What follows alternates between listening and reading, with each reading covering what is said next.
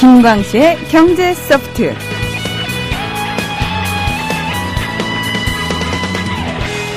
대한민국의 새로운 대안 세력을 만들어내는 프로그램에 모셨습니다. 국민라디오 김광수의 경제 소프트. 오늘도 변함없이 김광수 소장님 그리고 길경식 연구이사님 함께하겠습니다.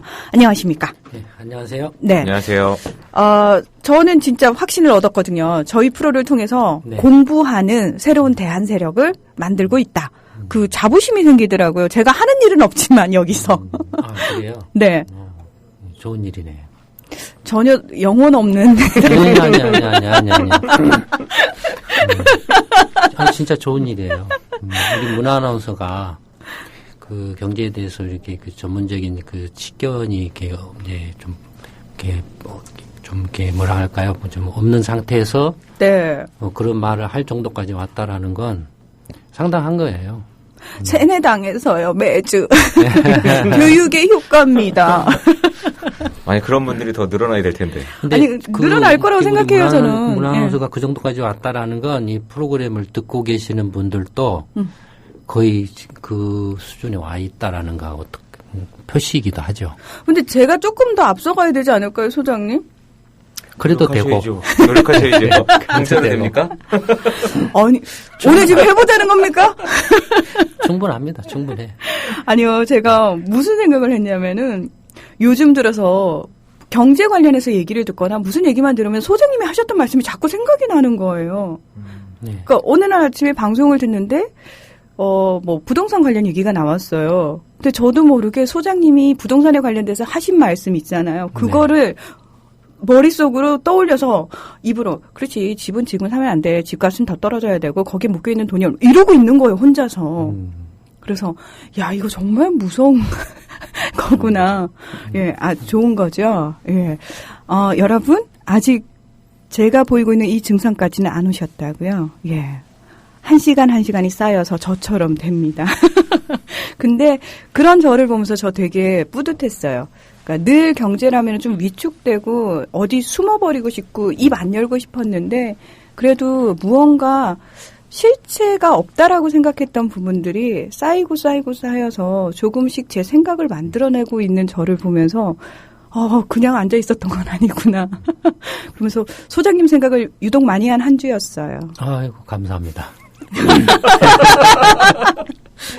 오늘 분위기 일단 좋게 출발하겠습니다. 안녕하세요. 아나운서 문희정입니다. 경제 어려우시죠? 저도 경제 프로그램을 진행하고 있지만 솔직히 이해하기 쉽지 않습니다. 그래도 전 믿는 게 하나 있습니다. 바로 김광수 경제연구소 경제시평인데요. 어려운 경제 문제의 본질을 알 수 있고요. 잘못된 경제 뉴스들을 가려보는 힘도 생긴답니다. 이미 많은 분들이 경제시평으로 경제를 보는 눈을 높이고 있다고 하는데요. 경제시평, 내 가족과 재산을 지키기 위해서 꼭 봐야겠죠? 대한민국 경제 전문가 김광수 소장님의 대국민 경제교과서. 지금 검색창에 김광수 경제연구소를 검색해보세요. 형, 복석이 어디서 알아봐야 돼? 이노피스몰. 프린터, 잉크랑 토너, 사무용품은? 거기 이노피스몰. 이걸 다 싸게 대여하고 살 수 있는 것도? 그래, 이노피스몰. 당신과 기업의 혁신 OA 파트너. 검색창에 이노피스몰을 쳐보세요.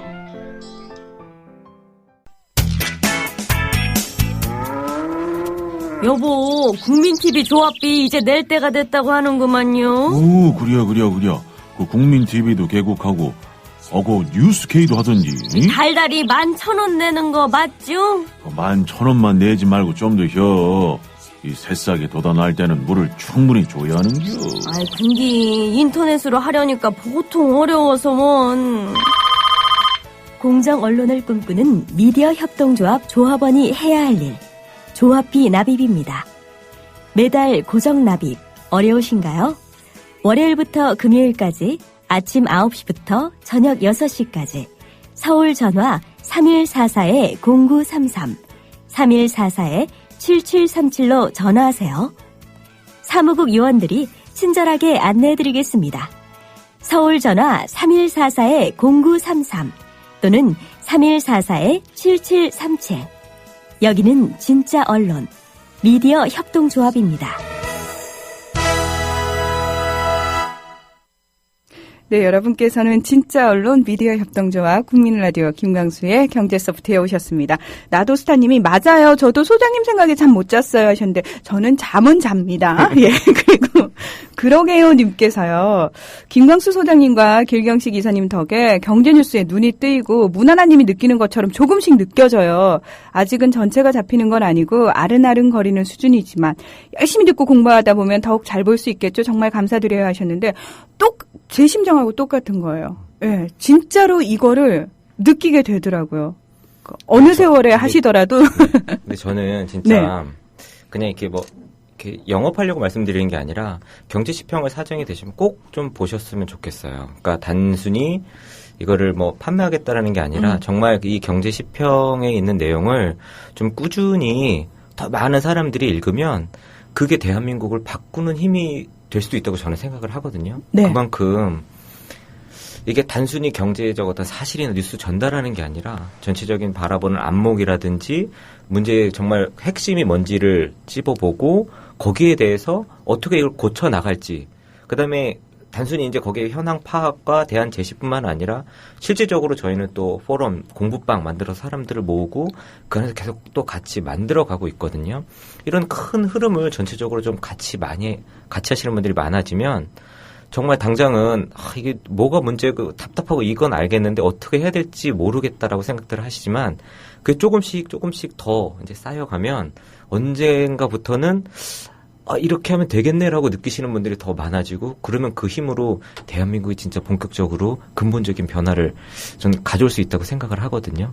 그러니까 저 말이 정말로 허황된 말이 아닌 게 일단은 제 자신의 변화부터 제가 느끼고 있잖아요. 그리고 저처럼 느끼시는 분들이 있기 시작하고 저희가 왜 방송을 팟캐스트에 올려놓고 다운로드 수를 확인을 하잖아요. 네. 경제소프트를 그날 올리지 않으면 난리가 나요. 일단 왜 안 올라오냐부터 시작해서. 네.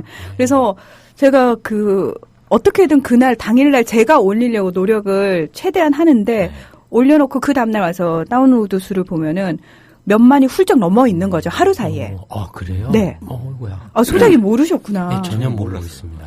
몇만이 훌쩍 넘어 있어요. 그러니까 정말 많은 분들이. 근데 이상하네요. 왜 네. 우리 공부방이나 이런 지방 같은 데 가면. 네.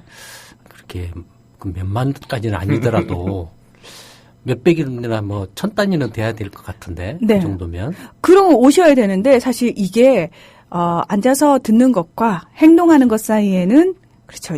약간의 장애물 하나가 장애물 하나인데 이게 엄청 좀 넘기 좀 쉽지 않습니다. 근데 항상 또 넘으면 별거 아닌데. 그러니까요. 네. 그래서 왜 그 말씀하시잖아요. 늘 경제전망 세미나나 또는 특강을 할 때 한 번 오시면은 그 다음부터는 꾸준히 오시게 된다라고 말씀하시잖아요. 그러면 이번에 좀 무거운 엉덩이 그 장애물 한 번 넘을 수 있게 또 기회가 있지 않습니까? 네. 이번 주 토요일이죠. 네, 이번 주 토요일 21일 하고 22일 일요일 이제 이틀 서울에서 그 특강 하는데요. 토요일은 말씀드렸던 것처럼 이미 다 마감이 돼서 더 이상 신청이 불가능하고, 일요일은 아직도 좌석이 조금 남아 있어요. 그래가지고 아직도 좀 망설이고 계시거나 아니면 아직 소식을 못 접하셨던 분들은 연구소 홈페이지나 김광수 경제연구소 포럼 카페 치시면 거기 공지글에 그 세미나에 어떻게 신청하는지 또 장소나 이런 거 세세한 공지사항이 나와 있어요. 그래서 서울의 보라매 공원 후문 쪽에서 전문 건설 공제조합에서 토요일 오후 2시에서 5시, 일요일 오후 2시에서 5시 이렇게 투자란 무엇인가 관련해서 주식, 채권, 외환, 금 관련해서 이제 쭉 진행을 할 건데, 생각보다 이게 주제 자체가 조금 너무 전문적이고 어려운 것이 아니냐라고 느끼셔서 가도 되냐는 문의 전화가 종종 오세요. 근데 그렇게 어렵거나 전문적인 게 아니라 일반적인 분들을 위해서 마련을 한 거니까 오히려 잘 모른다고 생각하시는 분들이 더 오시면 좋을 것 같고, 다음 주 토요일 28일에는 부산에서 있어요. 민주화 공원이라는 새로 만들어진 그 공간에서 똑같이 오후 2시부터 5시까지 동일한 주제로 진행을 하니까요. 부산 쪽에 계신 분들은 아무래도 이렇게 지방에 계시면 이런 고급 정보나 이런 것들 접하기 힘드신데, 부산이나 경남이나 대구, 울산 이런 쪽에 계신 분들 다 와서 한번 들어보시면 확실히 도움이 많이 되실 것 같아요. 저는 이왕이면 경제 소프트에서 사실 최고급 정보들이 많이 나갔으면 좋겠지만 이걸 가만히 앉아서 들으시는 분들보다는 그래도 하나의 장애물을 넘어서 그 자리에 오신 분들께 좀 더 많은 게 돌아가야 되는 게 맞다라고 생각을 하거든요. 그래서 진짜 차원이 달라요. 예, 진행자 입장에서 양보하겠습니다. 기꺼이 양보하겠습니다. 아이고, 감사합니다. 예. 예. 근데 이번 토요일 날 하는 이제 투자 어떻게 할 것인가 특별 강의는데요. 혹시 이제 신청하신 분들이나 아직 신청을 하지 않으신 분들 가운데 대학생이나 대학원생, 특히 경제학이나 경영학과나 경제 경영 관련한 쪽에 전공을 하고 있는 대학생이나 대학원생 자녀분을 두신 분들이나 또는 대학생들이나 대학원생들이 계시면 꼭 와서 한번 들어보시기 바랍니다. 아마 이 특강을 놓치시면 후회를 굉장히 많이 하실 거예요. 혹시 중고등학생 우리 아이들과 함께 들어도 될까요? 중고등학생은 조금 힘들고. 네. 예, 제가 이제 얼마 전에 고등학교 특별 수업에 한번 초청을 받아서 가서 고등학생들한테 가서 이제 이야기를 한 적은 있는데, 처음으로 한번 한 적이 있는데, 지금 이제 이건 이제 일반 성인들을 이제 경제에 실적으로 생업을 가지고 경제 활동이나 투자에 관심을 갖고 있는 일반인들을 상대로 하고 있기 때문에 중고등학생용으로는 좀 또 별도로 이렇게 해야 됩니다. 근데 어쨌든 이번 특강은 와서 들어보시면 아마 지금까지 그 어느 곳에서도 이렇게 보거나 듣지 못한 실제로 이제 경제 소프트에서도 이게 계속 강조를 하고 있지만 실제 각 주식이든 채권이든 외환이든 금이든 이게 투자 이론과 실제 현실의 투자가 어떻게 연결돼서 이렇게 투자가 이루어지고 있고 어떻게 해야 되는가 이런 것들을 하여튼 최대한 알기 쉽게 설명을 이렇게 하고 있습니다. 그래서 정말로 이렇게 시간이 되시는 분들은 꼭 와서 한번 들어보시기를 권하고 도저히 시간이 안 된다라고 하시는 분들은 자료집이라도 구입을 해서 한번 읽어보시기 바랍니다. 적어도 한 3번에서 5번 자료집을 읽어보시면 대학원을 넘어서서 박사과정 중간까지 이렇게 마쳤다라고 생각을 해도 과언이 아닐 정도일 겁니다. 그리고 실제로 내가 현실에서 실질로 주식이나 채권이나 외환이나 금 투자를 어떻게 해야 되겠구나라는 것을 아마 느끼시게 되실 겁니다. 꼭 한번 이렇게 와서 들어보시고 시간이 안 되시는 분들은 자료집이라도 구독을 해서 보시면 아마 좀 과장되게 말씀을 드리면 가보가 될 겁니다. 그러니까 시기를 타지 않는 네. 아주 기본이 되는 내용이라고 생각을 하면 되나요? 교과서 같은. 투자의 교과서 같은 그런 자료집이라고 하니까요. 많은 분들이 좀 관심을 가져주셨으면 좋겠고요. 민주화공원이 아니고 민주공원이라고 우리 엠마님께서 고맙습니다. 예. 좋은 사람님, 김광수 경제연구소에서 창사 이래 처음 선보이는 투자 관련 내용이죠. 이분은 경제 소프트의 애청자입니다. 저희가 쓰는 표현을 고맙습니다. 이쁜 해바라기님께서요. 경제 시평 보기 시작한 지 얼마 안 됐습니다. 아직 하얀 건 종이요, 까만 건 글씨다 수준이지만 앞으로 열심히 보겠습니다. 감사합니다 하셨는데 굉장히 겸손하게 표현하시네요. 그리고 동그라미님께서 경제 시평 어렵지 않나요? 하는 게 없어서 점점점 하셨는데 저는 항상 그래요. 문화아나운서님 같이 됩니다. 전혀 몰라도 한 6개월에서 9개월 이렇게 보시면 1년 정도 보시면 우리 문화아나운서처럼 됩니다. 걱정 마세요. 이건 은근한 디스인데요. 좋은 거예요. 좋은 거 아니에요, 이사님. 저 바보 아니에요. 네. 분야가 다르다라는 거죠. 분야가 다른 사람도 이렇게 한 6개월에서 1년 접하시면 어느 정도 올라온다라는 거죠. 네. 저희가 서로 이렇게 서로를 은근히 디스하는 사이가 됐네요. 그만큼 친해졌네요. 예. 지난주에 저희가 유럽중앙은행의 금융정 대책에 대해서 얘기를 하다가 딱 아쉬운 상태에서 끝이 났거든요. 그래서 오늘은 하루 1시간 내내 1시간이라고 얘기를 했는데 지금 41분밖에 남지 않았네요. 이 41분 동안 유럽중앙은행의 금융대책에 대해서 얘기를 할 예정이죠? 네. 네. 지난주에도 이제 마지막 부분에서 말씀을 드렸죠. 마지막 부분에서 말씀을 드렸는데, 예, 유럽 경제를 먼저 살펴보면, 지난주에 말씀드린 것을 다시 한번 짤막하게 되풀이를 이제 해보는 차원에서, 2008년 이제 미국과 유럽에서 동시에 이제 금융 위기가 발생을 했죠. 부동산 투기 거품이 꺼지고 금융기관들의 이제 증권화 상품 투기 거품이 이렇게 꺼지면서 위기가 발생을 했죠. 그래서 금융 위기가 발생한 순간에는 이제 금융기관들이 막 다 파산을 할 지경에 이르니까 유럽 중앙은행이 일단은 어쨌든 간에 금융기관 파산을 막는 게 급선무였거든요. 네. 그래서 그 당시에는 금융기관의 파산을 막으려고 단기 유동자금을 집중적으로 공급을 했습니다. 왜냐하면 이제 금융기관들이 파산하는 결정적인 현상적으로 나타나는 결정적인 요인은 돈이 이제 딸려서 이제 손실이 많이 나는 것이 일반 이제 저축자들이나 투자자들한테 알려지면은 돈을 다 빼가고 그래서 단기 급전을 이제 확보를 해야 되는데 단기 급전을 확보하려고 다른 금융기관한테 빌리려고 하면은 다른 금융기관이 저거 이제 파산하는데 내가 왜 빌려줘 하고 안 빌려준다라는 거죠. 그래서 이제 파산을 하거든요. 그래서 그런 금융기관의 파산을 막기 위해서 유럽 중앙은행이 무차별적으로 단기 이제 급전을 막 금융기관들한테 풀어줬죠. 단기 유동성 공급이라고 하는데 그게 이제 2009년 무렵이죠.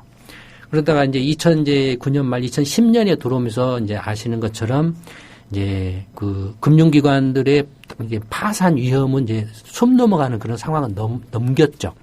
넘기고 나니까 곧바로 온 게 뭐였냐면은 이제 국가 파산 위험이 왔습니다. 그렇죠. 이제 2010년에 이제 1차 구제금융 대상이 됐던 그리스, 포르투갈, 아일랜드 이런 나라들이 이제 파산을 할 위기에 몰렸죠. 그래서 이제 그걸 또 이제 국가 파산을 막으려고 이제 유럽 중앙은행과 유럽 이제 연합과 그다음에 IMF 이른바 트로이카라고 하죠. 이 세 군데가 이제 이른바 이제 합동으로 이제 구제금융을 하죠. 마치 이제 한국 외환위기 때 IMF로부터 구제금융을 받은 것처럼 이제 그런 식의 구제금융을 하죠. 그래서 1차적으로는 이제 그리스, 아일랜드, 포르투갈에 대해서 구제금융을 해서 딸락되는 것처럼 이렇게 생각을 했었죠. 근데 2011년 딱 넘어 들어가니까 상황이 이제 더욱더 이제 악화됩니다. 그 국가 파산 위험이 이 세 개 나라를 넘어서서 이제 스페인, 이탈리아, 심지어는 프랑스까지 확산을 합니다. 네. 그래서 이른바 이제 이 그리스라든지 포르투갈이라든지 아일랜드는 이 나라 경제 규모가 굉장히 작습니다. 그리스만 해도 한국 경제 한 3분의 1 정도밖에 안 되고요. 아일랜드는 인구가 한 450만 밖에 안 되거든요. 450만이면 서울시 인구의 절반도 안 되는 그런 경제 규모죠. 그런가 하면은 이렇게 포르투갈도 굉장히 인구가 작습니다. 적은 경제. 근데 이제 스페인이라든지 이탈리아나 프랑스 하면은 한국보다도 거의 2배 가까이 되는 그런 경제 규모를 갖는 나라, 어마어마하게 큰 나라들이죠. 그러니까 이런 나라들이 이제 휘청거리기 시작을 한 거죠. 정부가 이제 정부 채무가 너무 많이 폭증을 해가지고 이제 나라가 이렇게 파산할 그런 위기에 몰리죠. 그래서 이제 유럽 중앙은행이 그걸 막으려고 이른바 이제 증권시장 증시 부양책을 이제 시행을 합니다. 그러니까 증시 부양책이라는 건 뭐냐면은 이들 나라들이 이렇게 발행한 국채 있지 않습니까? 네. 국채가 종이 조각이 되는 걸 막는 이제 조치를 취한다라는 거죠. 그래서 국채를 이제 사주거나 이런 조치를 취하죠.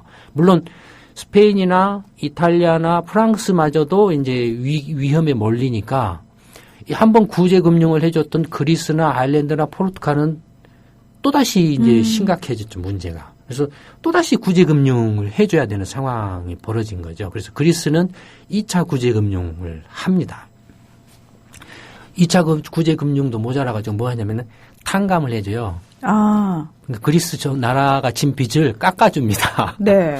그런 정도까지 가죠. 그러니까 2011년 말부터 2012년에 걸쳐서 이른바 이제 유럽 중앙은행이 이제 증시 부양책으로 이제 어마어마한 이제 돈을 풀어가지고 하는데 그때 푼 돈이 크게 2011년 말과 2012년 초에 걸쳐서 두 차례에 걸쳐서 돈을 푸는데 각각 1조 유로씩, 그러니까 2조 유로 정도를 풉니다.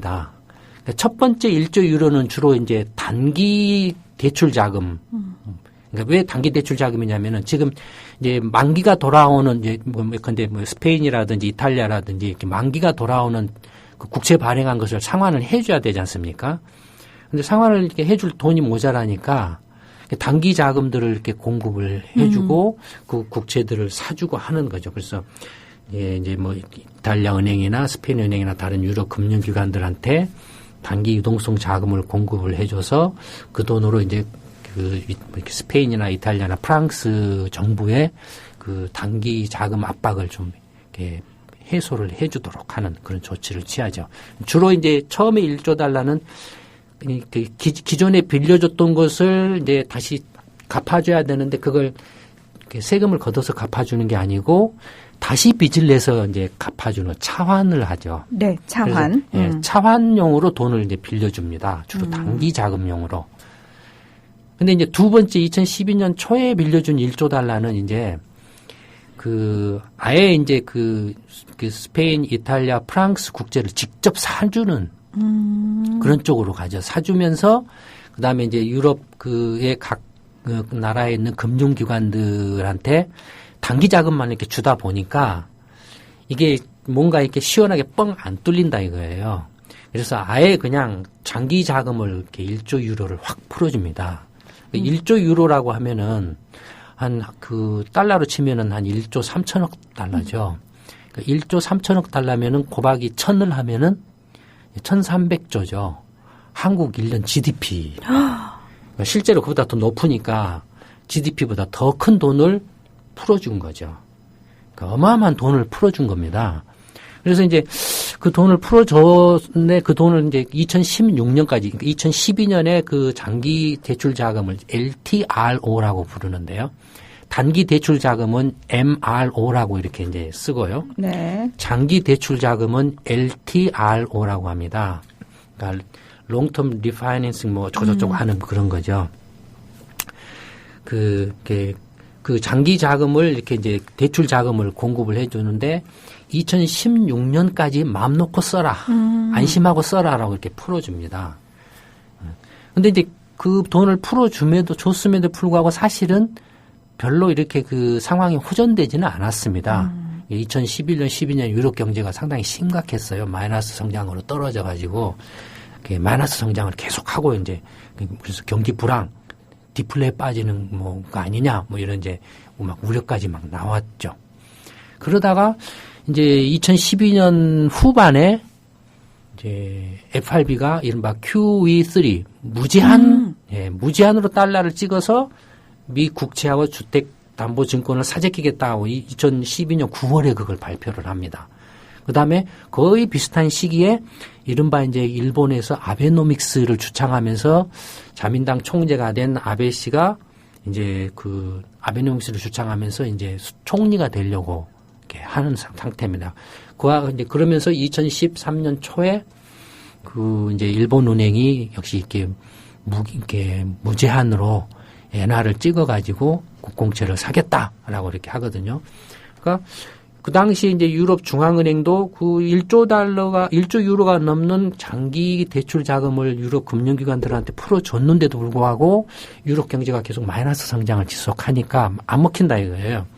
그래서 이제 FRB를 따라가지고 그러면 우리도 이탈리아든 스페인이든 프랑스든 뭐 그리스든 뭐 이렇게 어디든 간에 유로화를 무제한 찍어가지고 다 사재끼겠다라고 이렇게 발표를 합니다. 유럽 중앙은행 총재가 발표를 그러니까 이제 무기한으로 이렇게 개입을 하겠다라고 발표를 합니다. 그런데 그런 것들이 이제 그러니까 세계 3대 경제권의 중앙은행이 동시에 무제한, 무기한 이렇게 돈을 찍어가지고 국공채를 사들이겠다, 주택담보증권을 사들이겠다라고 발표를 하죠. 그러니까 이제 이게 한풀 꺾여요. 이제 2013년부터 이제 조금 이렇게 금융시장이 안정되는 모습을 보입니다. 그래서 이제 그 유럽 중앙은행이 그 이제 금융시장이 안정되니까 조금 제가 볼 때는 느슨하게 좀 이제 좀 풀어놓은 것 같아요. 그래서 이제 결과적으로 이제 2013년에 이제부터 유럽 경제가 바닥권에서 조금씩 벗어나는 그런 모습을 보이니까 금융시장이 조금 안정되고 경제도 이제 바닥을 좀 친 것 같은 느낌이 드니까 조금 이제 느슨하게 생각을 했던 것 같은데 어쨌든 2013년에 이렇게 조금씩 이제 뭔가 이제 그 변화가 일어날 것 같다라는 조짐이 보이던 차에 이제 올해 들어와가지고 다시 유럽 경제가 또다시 이렇게 바닥권에서 벗어나기도 전에 다시 바닥권으로 가는 그런 모습을 보이니까 그래서 이제 이번에 그 유럽 중앙은행이 추가 대책을 이제 발표를 한 것 같습니다. 추가 대책의 내용을 보면은 지난주에도 잠깐 그 소개가 있었지만 크게 이제 4가지인데요. 첫 번째는 이제 금리 인하입니다. 두 번째는 이제 유동성 공급 확대입니다. 그다음에 세 번째는 이제 주택담보증권 매입을 검토하겠다라는 거고요. 네 번째는 이제 기존의 단기 대출 자금하고 장기 대출 자금 공급을 계속 안정적으로 그 약속한 대로 유지를 하겠다. 이게 이제 4가지 이제 대책을 발표를 했습니다. 먼저 이제 첫 번째 그 금리 인하의 경우를 보면 기준금리를 인하를 했죠. 그러니까 유럽 중앙은행의 기준금리가 이제 0.25%였습니다. 근데 0.25%를 0.15%로 낮춘 거죠. 그러니까 이건 그냥 신용을 낸 거죠. 0.1%포인트 낮춘다 한들 0.25%나 0.15나 0%나 그게 그거죠. 어쨌든 신용을 낸 거죠. 근데 이제 그것보다는 그 예치금에 대한 금리가 있습니다. 예치금이라는 건 뭐냐면 유럽에 이제 각 그 예금 기관들이 있습니다. 은행들이라든지 한국으로 치면은 은행이라든지 제2 금융권이 뭐 저축은행이라든지 뭐 그런 그 예금을 이렇게 받는 예금 취급 기관들이 있거든요. 그 이 예금 취급 기관들이 이제 돈이 남으면 그 기업이나 가게나 다른 금융기관들한테 돈을 빌려주고도 돈이 남으면 뭐 그다음에 뭐 다른데 뭐 대출이나 투자를 하고도 남으면은 그 돈을 유럽 중앙은행에 다시 예치를 합니다. 예치를 하면 중앙은행이 그 예치한 돈에서 이자를 줘요. 그 예치금에 대한 이자율이 0%였습니다. 네. 그러니까 이제 유럽 중앙은행의 그 예치를 일반 금융기관들이 예치를 했을 경우에 그 예치한 돈에 대해서 주는 이자가 0%였는데 이자가 없었다는 얘기인가요? 없었죠. 예. 예, 없었는데 그 예치금 금리를 마이너스 0.1%로. 그러니까 이제 은행이나 뭐 저축은행이나 뭐 신협이나 뭐 이런 농협이나 이런 데들이 유럽 중앙은행에 쓸데없이 돈을 갖고 와서 예치를 하면 필요 이상으로 예치를 하면 오히려 이제 이자를 예치한 사람한테 받는다라는 거죠. 아, 가지고 오지 말라는 그렇죠. 의미군요. 네. 가지고 오지 말라라는 거예요. 중앙은행으로 너네 은행들 돈 가지고 오지 마. 네. 아. 그러니까 그게 이제 왜 그러냐면 아까 그 처음에는 금융기관 파산 위험, 그다음에 국가 파산 위험 해서 일단락 이제 그게 조금 이제 2013년에 들어와서 일단락되면서 경제가 바닥권에 이르는 것 같더니 올해 들어와서 다시 이렇게 주저앉는 모습을 보여서 그래서 유럽 중앙은행 입장에서는 이제 마지막으로 민간 경제를 살리는 것이 남았다라고 본 거죠. 그러니까 정부가 파산하는 국가가 파산하는 위험은 일단 막았으니까 일단락 됐다라고 이제 보고 왜냐하면은 2012년 그 11년 한참 때는 그리스 국가 채권 같은 경우는 종이 조각에 가까웠습니다. 그래서 이른바 이제 그 이자율이라고 하는데 연평균 이자율, 수익률이라고 하면 채권은 보통 이제 장기 국채 같으면 10년 만기 장기 국채인데 10년 동안에 이제 매년의 이자율을 평균으로 해서 하면은 연평균 이자율로 계산하면은 보통 미국 국채 10년 국채 이자율 같으면 지금 2.6%거든요. 네. 한국은행의 그 10년 만기 국채 이자율 지금 수익률이 얼마더라? 뭐 3%인가? 뭐 그 정도 정확하게 제가 기억을 못 하는데 한 그 정도 될 겁니다. 근데 2011년 말 12년 초에 그리스 국채의 수익률 같은 경우는 이자율 연평균 이자율 같은 경우는 거의 막 40%에 육박을 했습니다. 그러니까 100원을 빌려주면 이자가 40%인 거예요. 완전히 그 파산한 거죠. 근데 그리스만 그런 게 아니고 뭐 포르투갈 같은 경우도 뭐 거의 20%, 뭐 그다음에 뭐 스페인 같은 경우도 이자율이 막 7%, 8%, 뭐 이탈리아 같은 경우, 프랑스도 막 3% 막 이렇게 4% 가고. 그때 미국의 그 국채 이자율이 1.7% 할 때입니다. 가장 낮을 때예요. 독일 국채 이자율도 1.78% 할 때입니다. 그러니까 그렇게 국채 이자율이 낮다는 건 그만큼 그 국가가 안정적이다. 이런 의미겠죠. 예, 예. 신용이 믿을만하다라는 그렇죠. 거죠. 네. 근데 벌써 이렇게 프랑스나 이탈리아나 스페인마저도 이렇게 독일이나 이런 미국에 비해서 국채 이자율이 막 이렇게 6, 7%라고 하면 어마어마한 거예요. 그러니까 국채 이자율이 6, 7%라고 하면 어느 정도 감각적으로 이렇게 알기 쉽게 설명을 해드리면, 예를 들어서 이탈리아의 정부 채무 비율이 120%입니다. 그러니까 이탈리아의 GDP가 100이라고 하면 지금 이탈리아 정부가 지고 있는 빚이, 국채 발행해서 지고 있는 빚이 120이 있어요. 그러면 이탈리아의 경제 성장률이 3%라고 치면 이탈리아 국채 이자율이 3%면 어떻습니까? 경제 성장률로도 이자를 못 갚아요. 예. 근데 그게 막 7%가 된 거예요. 그러니까 파산을 하겠죠, 국가가. 네. 근데 이탈리아 경제는 지금 어떠냐면 계속 마이너스 성장을 하고 있어요. 이탈리아는. 게다가 마이너스. 예, 성장이 마이너스 성장이에요. 그러니까 그 이탈리아 국채 수익률이나 스페인도 마찬가지였고, 스페인 같은 경우도 이제 정부 채무 비율이 거의 폭증, 처음에는 그 금융위기 전에는 한 30% 정도밖에 안 됐습니다.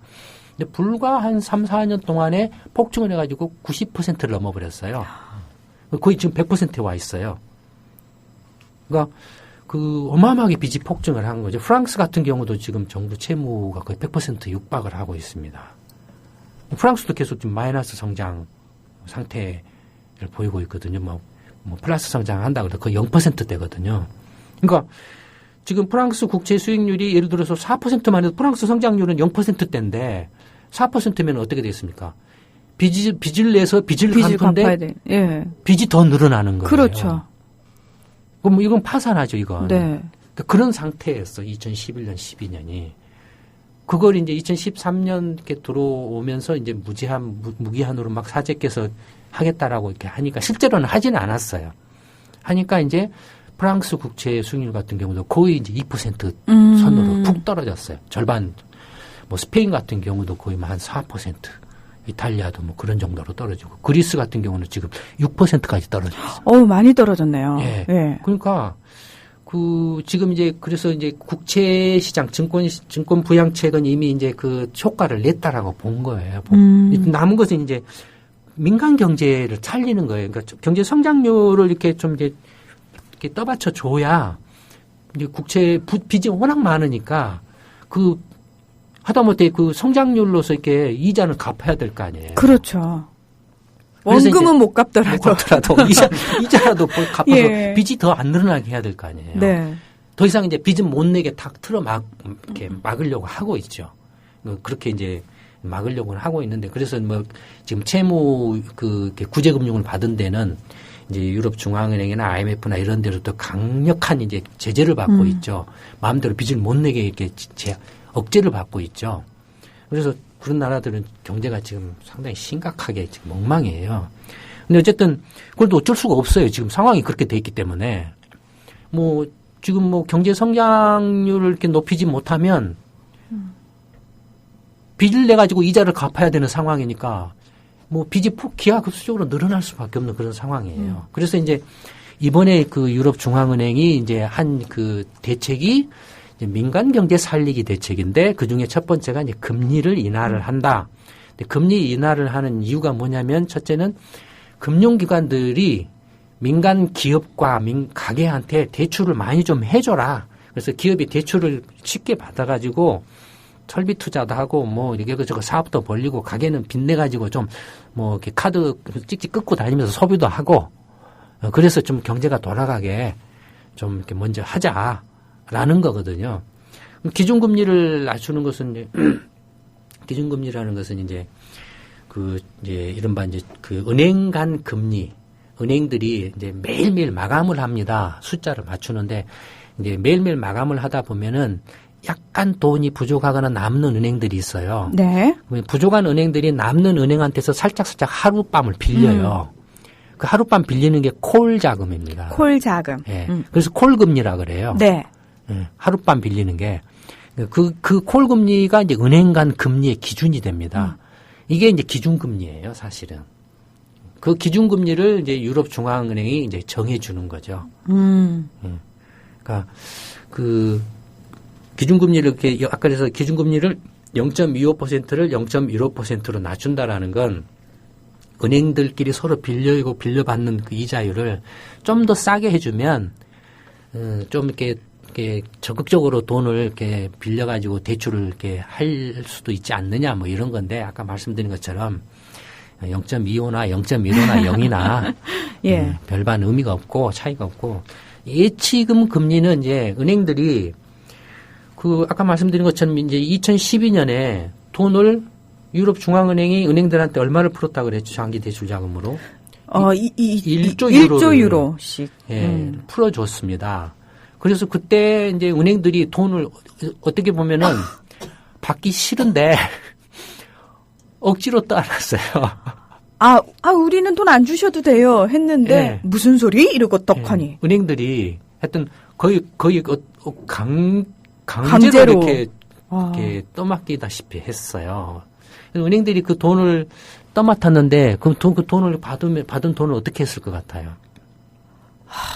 다시 원래는 은행들한테 돈을 주면 은행들이 네. 그 돈 받아가지고 기업이나 이런데 대출을 해야 대출을 되는데 해주라고 그렇게 준 건데 그 돈을 혹시 싼 이자로 대출을 해줬어요. 엄청나게 싼 이자로. 그러면 혹시 그 돈을 다시 중앙은행에 예치금으로 넣나요? 예.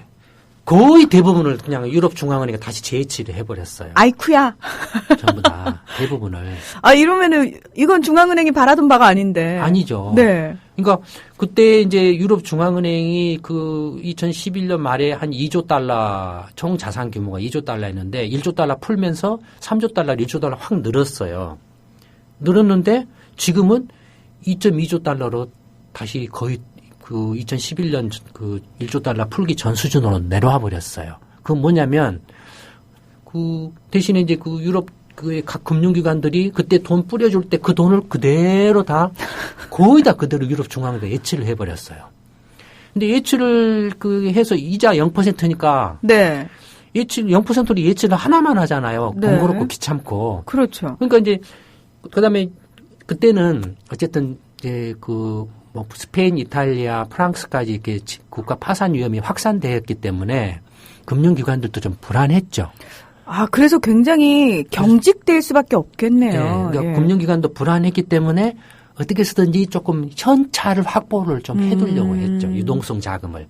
그러니까 그런 차원에서 그 유럽 중앙은행이 돈을 풀어준 것을 기업이나 가게에다 대출 안 해주고 유동성을 자기들도 언제 어떤 상황이 벌어질지 모르니까 유럽 중앙은행에다가 다시 그래도 넣어놓은 거죠. 넣어놨는데 이제 2012년 후반으로 가면서부터 이제 점점 이제 그 국가 파산 위험이 수그러들으니까 이제 이자도 없는 거 0% 그냥 빌려가지고 예치해둘 필요가 없잖아요. 그렇죠. 어쨌든 이자가 싸다고 하면 0.1%가 됐든 0.2%가 됐든 유럽 중앙은행한테서 이렇게 대출을 장기자금으로 공급받아서 내가 가게나 기업한테 대출을 더 높은 이자로 대출을 해줘야 마진이 생기는데 대출을 해주려고 보니까 기업이나 가게는 아직 대출을 해줄 상황이 아니거든요. 괜히 또 대출을 해줬다가는 내가 물리거든요. 그러면은 은행에다가 유럽 중앙은행에다가 일단 2012년 초에는 급했으니까 유동성을 확보한다는 차원에서 0% 이자 그러면 역마진이죠 은행들 입장에서 보면.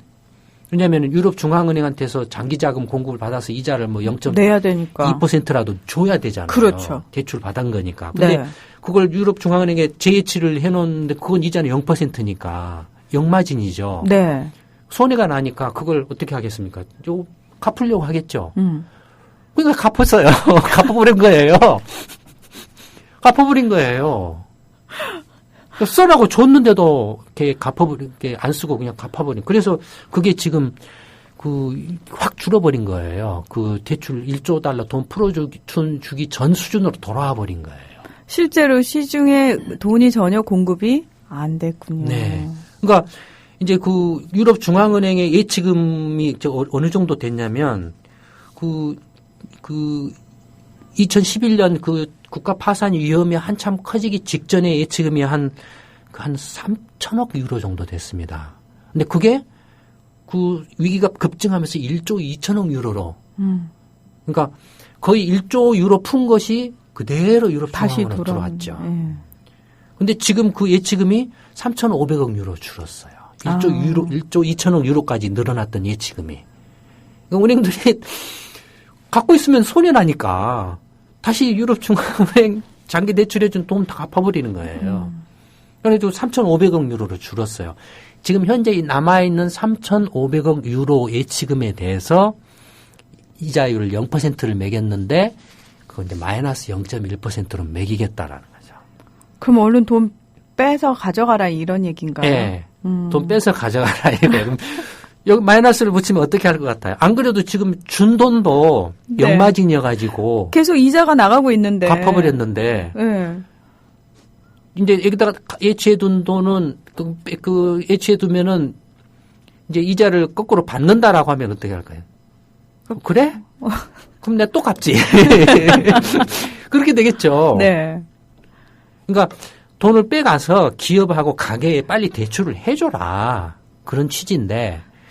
그러니까 이미 그 유럽 중앙은행이 장기 대출 자금을 공급한 것들이 사실은 지금 은행이나 이렇게 은행들을 통해서 기업이나 가게로 지금 흘러 들어가지 못하고 있는 거죠. 지금 유럽 상황이. 그럼 유럽의 은행들이 바보여서 유럽의 기업이나 가게한테 대출을 안 해주냐라는 겁니다. 그렇지 않거든요.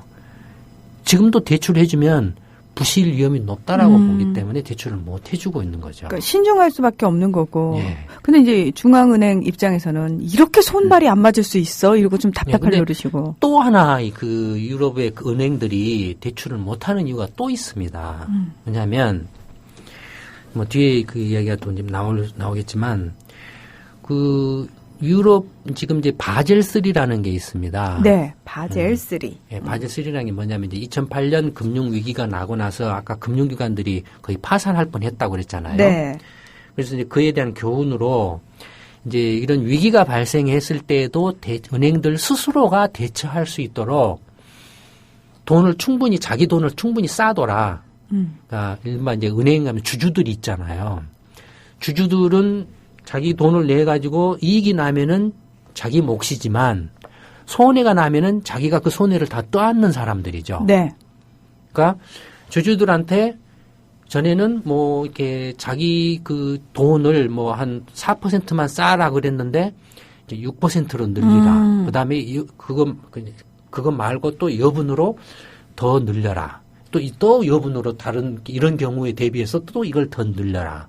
뭐 이런 은행들의 이른바 이제 위기 상황에 대한 대처 능력을 강화하는 그런 그 조치를 이렇게 발표한 게 바젤 3입니다.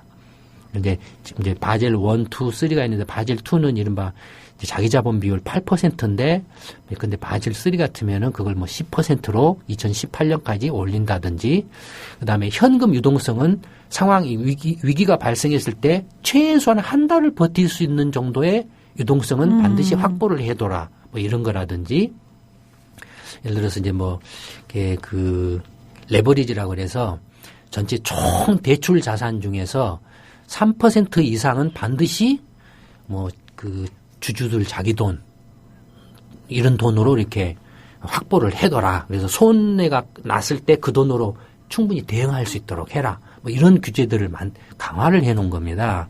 그러니까 이걸 이제 지금 해야 되는 거 2018년까지. 그러면은 그 은행들 입장에서 봤을 때 지금 장사는 안 되는데 이익을 낼 수 있는 데는 마땅치가 않은데 돈을 더 내라고 한다 이거예요. 출자를 더 하란다 이거예요. 출자를 더 이렇게 안 하려면 어떻게 하냐면 대출해 주는 걸 회수해 버리면 됩니다. 왜냐하면 은행이 지고 있는 위험 부담을 줄여버리면 돼요. 그렇겠죠. 예. 은행이 지는 위험이라는 건 뭐냐면 대출 위험이죠. 그러니까 대출해서 돈을 못 받을 위험이죠. 네. 그러니까 출자를 해라 했는데 출자를 하기 싫으면 어떻게 하냐면 대출을 회수해 버리면 됩니다. 그러면 은행이 부담하는 위험의 크기가 줄어들죠. 네. 경제 위기가 발생하더라도 돈 뜯길 위험이 적잖아요. 그러니까 대출을 회수를 해버려요. 실제로 유럽의 은행들이 대출을 회수를 2012년부터 회수를 확 해버렸어요. 실제로 그 바젤 3 때문에 그런 부담이 작용해가지고. 그러니까 이제 그 바젤 3를 조금 2018년까지인데 좀 연기를 해야 되느냐 말아야 되느냐 이런 이야기도 막 나오고 그랬거든요. 저 그렇게 되면은 기업이라든지 가게에서는 갑작스럽게 대출금 빨리 갚으라고 그러고 이러면은 그런 압박들을 받았겠죠. 그러면 민간 그러니까 경제는 더 힘들어지는 거 아닌가요? 네, 그러니까 지금 유럽 경제가 계속 마이너스 성장하다가 계속 그 경기 침체 그 마이너스 성장하다가 작년에 가까스로 0%를 살짝 넘어서 플러스 성장을 했어요. 작년에. 근데 올해 들어와서 다시 이렇게 마이너스로 주저앉아 버리니까. 근데 어쨌든 그 예치금에 대한 마이너스 금리라는 게 그런 의미입니다. 마이너스 금리라는 게. 근데 얘기를 듣다 보니까요. 예. 좀 짜증나는 게 뭐냐면은 금융기관 파산을 위해서 사실 국가가 나서가지고 도와준 거 아닙니까? 네. 살려놨더니 자꾸 속된 표현이 나오려고 그랬어. 아니 이것들이 민간에 이렇게 쥐었자? 라는 생각이. 근데 은행들도 네. 자기가 망할 수는 없잖아요. 아니 망할 수는 없는데 그 누가 살렸습니까? 무슨 돈으로 살렸 그랬는데 겁니까? 근데 그렇다고 해서 자기가 적자를 내가면서 할 수는 없거든요. 참. 은행도. 예. 그러니까 지금 유럽 경제가 지금 어떤 상황인가를 이해를 하는데 이게 굉장히 중요한 겁니다. 네. 왜 유럽 경제가 쉽게 이렇게 2008년 이후에 쉽게 유럽 경제가 이렇게 회복을 못 하고 있나 미국하고 달리 네. 이걸 이해를 해야 됩니다. 근데 이제 아까 그 예치금 규모가 이제 유럽에 있는 전체 그 유로권의 그 민간 그 은행들이라든지 뭐 저축은행이라든지 이런 데들이 유럽 중앙은행에 예치한 게 1조 2천억 유로에서 3,500억 유로로 지금 현재 확 줄었다 그랬죠. 네. 그러면은 이 3,500억 유로를 마이너스 0.1% 금리를 부과를 하면 얼마나 효과가 있을까가 이제 문제거든요. 네. 그러면은 그 3,500억 유로 정도를 예치를 했는데 그 예치금 안에는 강제 예치금이 있습니다.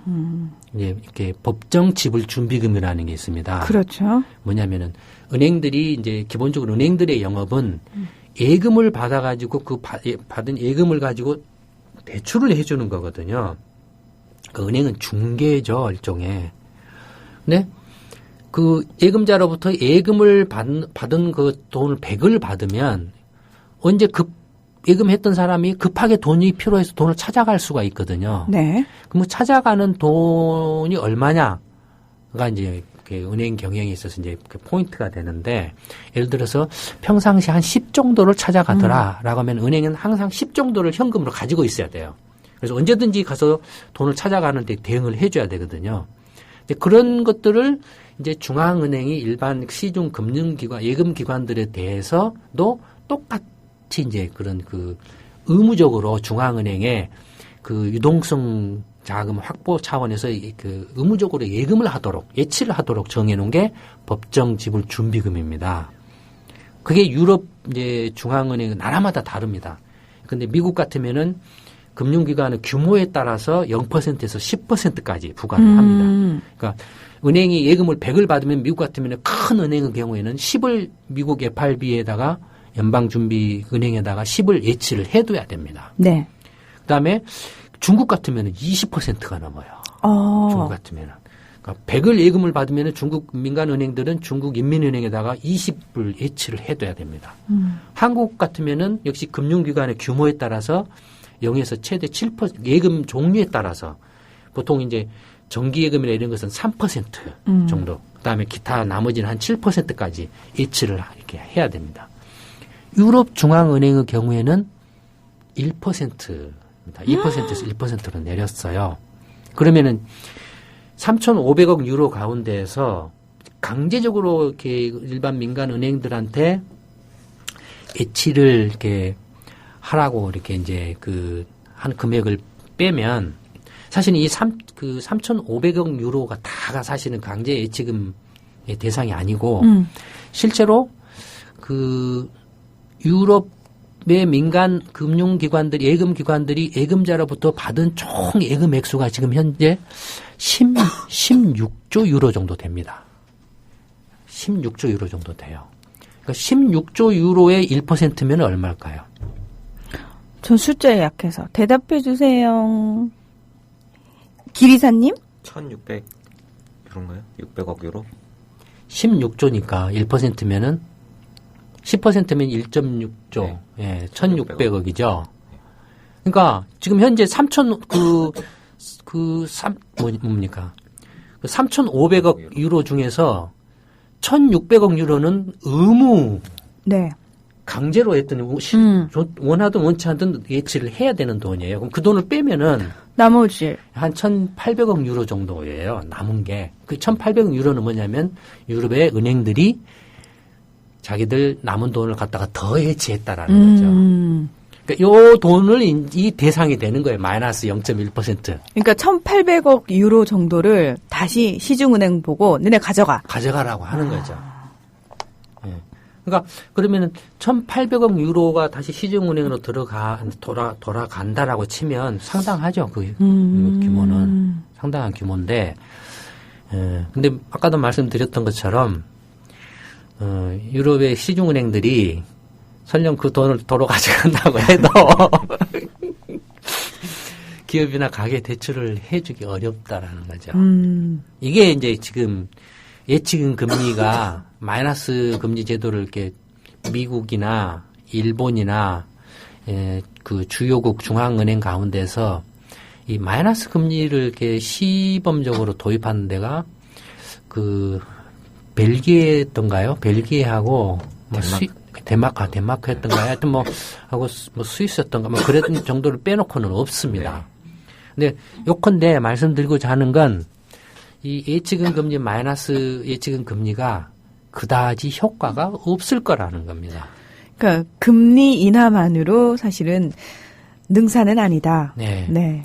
그다음에 이제 두 번째가 유동성 공급인데 이제 아까 말씀드린 것처럼 돈이 이제 돈을 이렇게 장기 자금을 공급을 해줬는데 돈이 이렇게 안 풀리고 다시 돌아와 버렸다 이거예요. 네. 다 갚아버리고.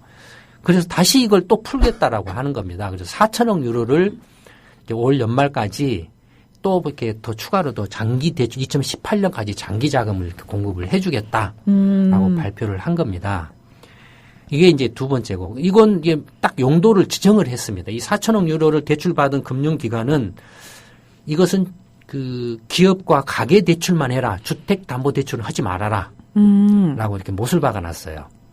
그러면은 2012년 초에 풀었던 1조 유로 장기자금으로 LTRO로 풀었던 그 금액에 대해서는 용도 지정을 하지 않고 않았습니다. 풀었기 때문에 그런 부작용이 있어서 이번에 푸는 4천억 유로 같은 경우에는 지정을 해서 네, 꼭 그런 건 아닌데 이번에 한 것은 이 4천억 유로는 기업 설비 투자라든지 고용과 관련된 대출, 그다음에 가계 소비나 가계 이렇게 여러 가지 소비 경제 활동과 관련된 대출, 학자금이라든지 이런 거 대출로 하고 집 사는데 부동산 대출은 절대 하지 말아라. 라고 이렇게 해놨습니다. 그게 두 번째 이제 유동성 공급 확대고요.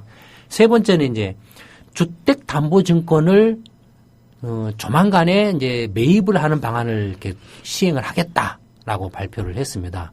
이게 뭐냐면 이제 유럽 중앙은행이 조만간에 미국이나 미국 FRB나 일본은행처럼 양적 통화 확대책을 실시를 하겠다라고 예고를 한 겁니다. 이게 예.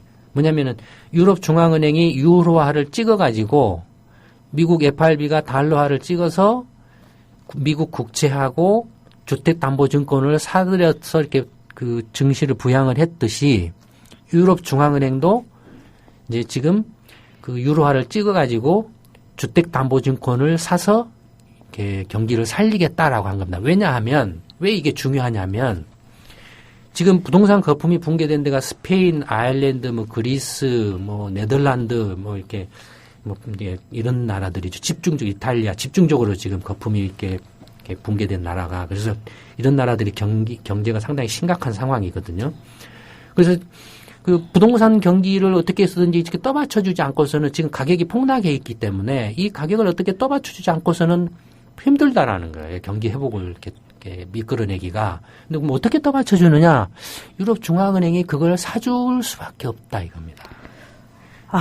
근데 어떻게 왜 사줘야 되냐면 왜 은행들이 기업이나 가계 대출을 못 해주냐면 지금 다 여기에 물려 있어요. 그러니까 부동산에 물려 있는 돈 때문에 사실 시중의 돈이 근데 스페인 같으면은 스페인의 부동산 거품이 어마어마하게 이제 꺼졌잖아요.